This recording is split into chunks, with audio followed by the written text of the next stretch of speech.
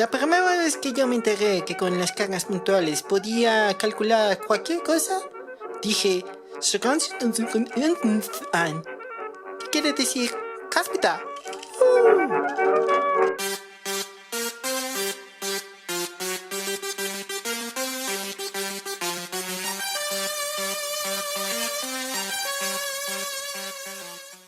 Bien, ¿qué tal? Es hora que sentemos los pies sobre la tierra. En algún momento les había dicho que eso de las cargas puntuales no existe y sin embargo seguimos insistiendo en el campo de la carga puntual, la fuerza entre cargas puntuales, etc. Hoy tenemos que dar el paso y entender qué es lo que sucede. ¿Cómo entender una distribución de carga real? Cuando me refiero a real, me refiero a que cuando yo voy y exploro las cargas en la naturaleza, lo que veo en realidad es un continuo. No veo partículas puntuales, puntiformes, que cuentan con carga. La carga va a estar distribuida incluso cuando estoy hablando de un electrón que todavía puedo hablar de un tamaño. Entonces hablamos que para describir cómo la carga se distribuye en el ambiente, tenemos que hablar de una función, una distribución de carga que va a ser una función escalar, un campo escalar, que precisamente me dice cuánta carga hay por unidad de volumen en cada punto del espacio. No necesariamente de unidad de volumen, también vamos a hablar de densidades de carga por unidad de área y por unidad de longitud. A esto es lo que vamos a llamar como densidades de carga.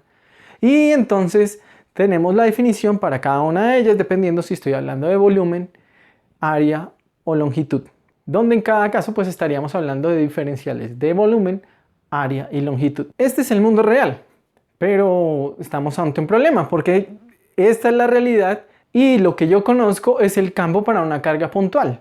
Pareciera que entonces tuviéramos que ir caso por caso testeando empíricamente cómo es el campo de distintas distribuciones y para cada caso determinarlo. El truco que vamos a utilizar nace precisamente con la idea del cálculo diferencial y de ahí vamos a extender entonces a cualquier distribución utilizando el principio de superposición. Lo que vamos a hacer es consideremos una distribución volumétrica para ilustrar el ejemplo. Lo mismo podríamos hacer con una distribución superficial o una distribución lineal. Tenemos esta distribución y vamos a partirla como si hiciéramos un reticulado de esta distribución en pequeños pedazos.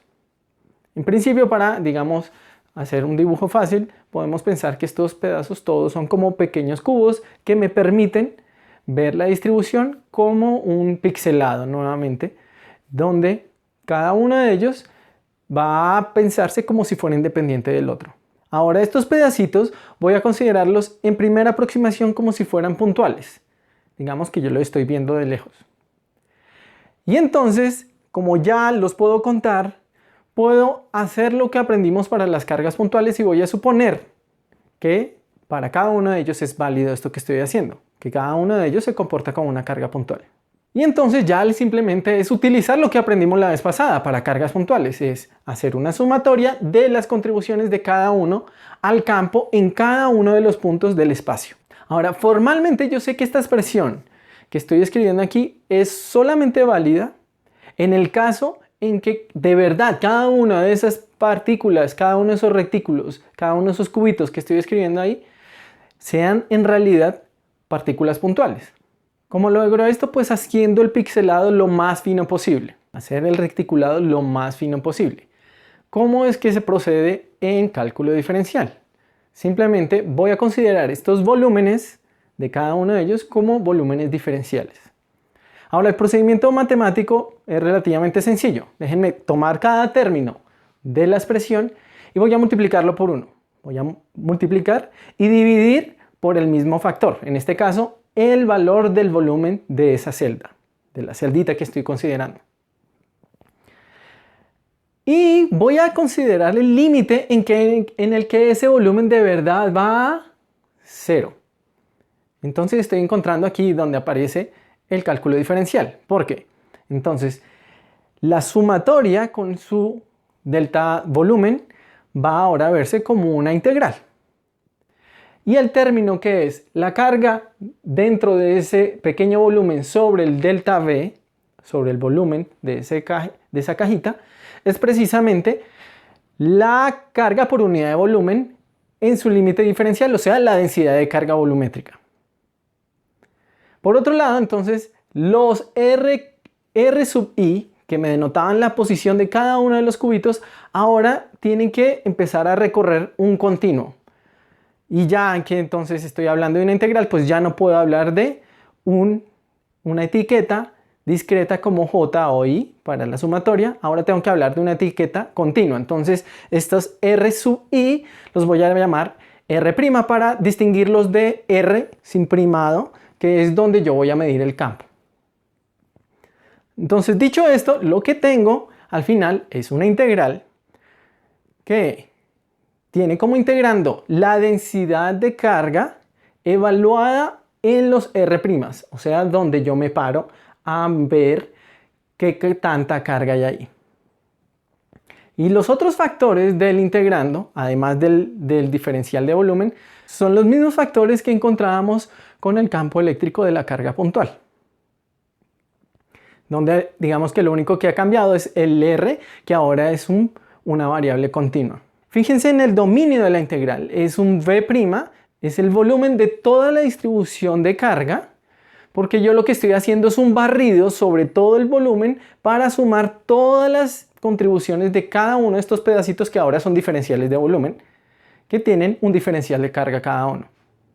Ahora, como la carga es cero fuera de ese volumen, o sea, la densidad de carga cuando la evalúo afuera del volumen es cero, esa integral, el dominio de la integral lo puedo extender a todo el espacio y no estoy cambiando realmente nada. Quiero que se den cuenta que efectivamente lo que estoy haciendo es simplemente extender de un discreto a un continuo, tomando la definición misma de la densidad de carga. Recordemos que la densidad de carga era un dq de V, de tal manera que yo puedo también escribir al dq como ρ de V. Y entonces la expresión que acabo de encontrar también la puedo escribir de esta manera, que ahora sí es nítido cómo se ve que lo que estoy haciendo es la suma muy fina, que llamamos integral, de contribuciones de campo debido a unos dq, situados en la posición R', y el campo evaluado en un punto R. Esta última expresión, en términos de dq, ya nos permite entonces ver cómo sería el caso con densidades de carga superficiales y lineales. Simplemente, en algunos casos reemplazo dq como sigma, la densidad de carga superficial, por el diferencial de área. Y en el caso de distribuciones lineales de carga, lo reemplazo por lambda, la densidad de carga lineal, por el diferencial de longitud. Y tengo entonces tres expresiones que me permiten calcular el campo si conozco, por ejemplo, la densidad de carga volumétrica, o la densidad de carga superficial, o la densidad de carga lineal. Vemos entonces que podemos pasar del discreto al continuo, nuevamente utilizando como única información el campo de la carga puntual.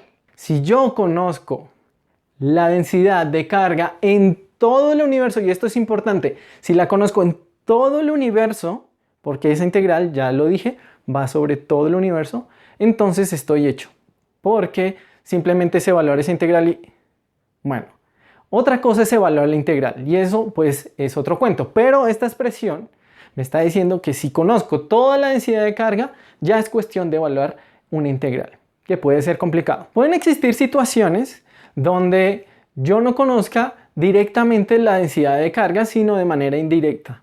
Esto, por ejemplo, va a suceder cuando estudiemos materiales conductores, pero esa discusión la dejaremos un poco para allá.